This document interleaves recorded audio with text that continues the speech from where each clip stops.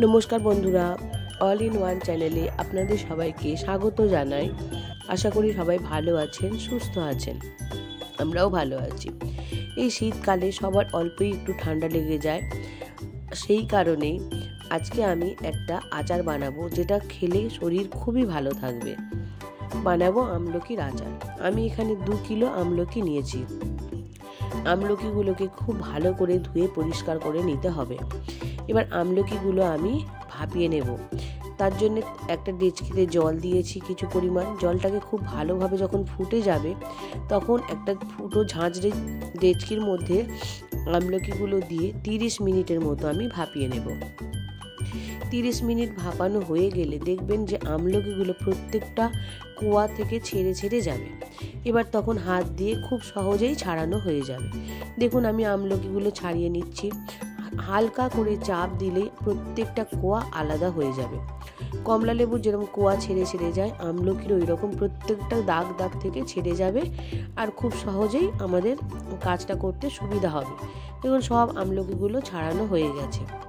আমলকিগুলো ছাড়ানোর পরে রোদে দিতে হবে, অন্তত 1 দিন রোদে দিতে হবে। এবার একটা মশলা ভাজা করব। তার জন্য মেথি নিয়ে নিয়েছি 1 চা চামচ, গোলমরিচ নিয়েছি সামান্য হাফ চা চামচের মতো, শুকনো লঙ্কা নিয়েছি 4টে, ধনে নিয়েছি 1.5 চা চামচ, জিরে নিয়েছি 1.5 চা চামচ, নিয়ে শুকনো খোলায় ভেজে নেব। বলে রাখি, এই আচারটা করতে আমি কোনো রকম তেল ব্যবহার করিনি। অলিভ অয়েল বা রাইস ব্র্যান অয়েল কোনো তেলই ব্যবহার করিনি। একেবারে বিনা তেলেই আচারটা করব। আমি করেছি গুড় দিয়ে করেছি। গুড় নিয়েছি 500 গ্রাম। চিনি যদি না দেন ভালোই হয়, তবে আমার গুড়টা কম হয়ে গিয়েছিল, তাই আমি চিনি দিয়েছি খুব সামান্য, 100 গ্রামের মতো চিনি দিয়েছি। দিয়ে খুব ভালোভাবে মিশিয়ে নিতে হবে। এবার যে ভাজা মশলাটা করেছিলাম ওটা মিক্সচারে আমি গুঁড়ো করে নিয়েছি। এই গুড়টা যখন গলে যাবে, ওর মধ্যে হাফ চা চামচ মশলাটা দিয়ে আবারও একটু গুড়টা ফুটিয়ে নেব। এই রকমভাবে মশলাটা দিতে থাকবো মাঝে মাঝে, তাহলে আচারটা খেতে খুবই ভালো হবে। এবার গুড়ের মধ্যে আমলকিটাকে দিয়ে ভালো করে নাড়বো, আর খুব ভালোভাবে ফোটাতে হবে। গুড়টা যখন একটু চিটচিট হয়ে আসবে, ঠিক সেই সময় আমলকিটা দেবেন, তার আগে নয়। দেখুন আমলকিটা যত ফোটাচ্ছি, আমলকিটা অনেক কমেও যাচ্ছে। এবার এর মধ্যে নুন দিয়ে দেবো হাফ চা চামচ, আবারও ভাজা মশলা দিয়ে দেবো 1 চা চামচ। আমি এই আচারটা করতে করতে আগেই বলেছি, আচারটার মাঝে মাঝেই ভাজা মশলা মেশাতে থাকবো, তাহলে আচারটা খেতে খুব ভালো লাগবে।